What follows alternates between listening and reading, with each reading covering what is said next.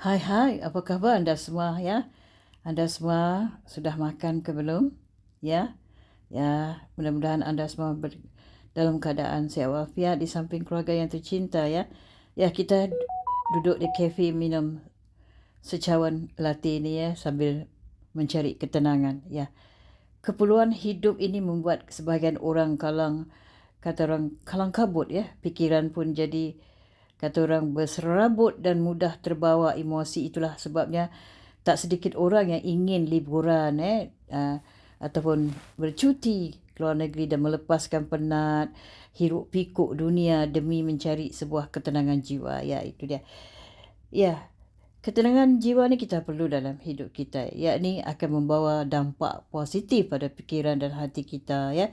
Menurut kata orang pandangan seseorang, ketenangan ni boleh diartikan dengan tidak gelisah, tidak rusuh, tidak kacau, tidak bingung, tidak ribut.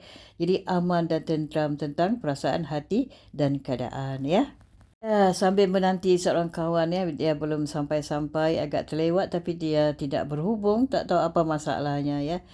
Jadi kata tenang terlihat sederhana dan simple. Tenang, tenang. Kita selalu mendengar orang kata, ya tenang saja, santai-santai saja ya. Ya kita sering kita melihat orang yang berkata tenang saja, santai saja ni, ini adalah orang yang sentiasa tenang dan santai ya. Ya.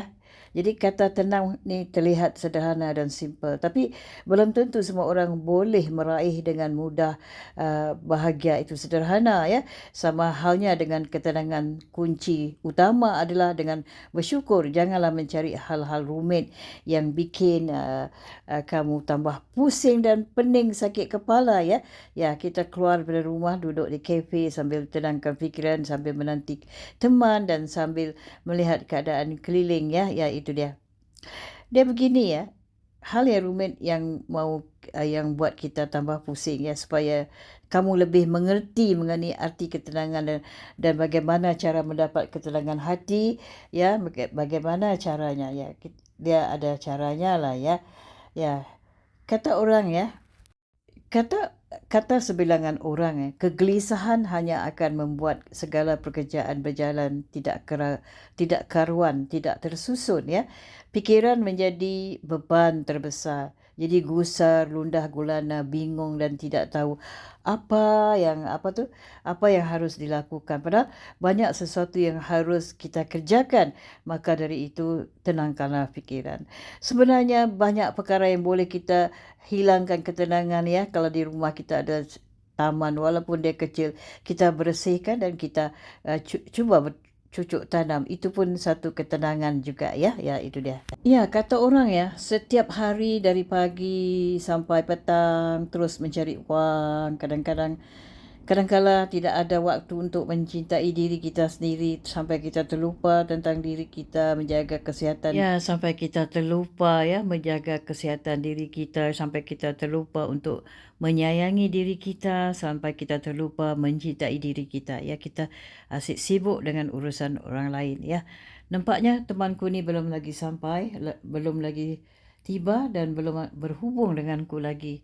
Tapi tak apalah, aku tenang-tenang sajalah ya. Aku sambil beristighfar di dalam hati ya, supaya diriku ini tenang. Karena temanku ni kalau berjanji dia memang lewatnya begitu lama. Dia hanya mengatakan perkataan minta maaf, sorry, itu saja ya.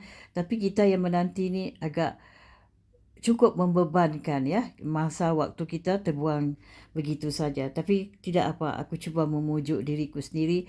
Aku sambil beristighfar sebanyak-banyaknya di dalam batinku untuk menenangkan fikiranku. Jadi ini sajalah kalimat istighfar sajalah yang dapat menemaniku supaya aku dalam ketenangan menanti sahabatku tiba. Terima kasih atas waktu anda. Kita jumpa di lain kali ya. Bye. Love you.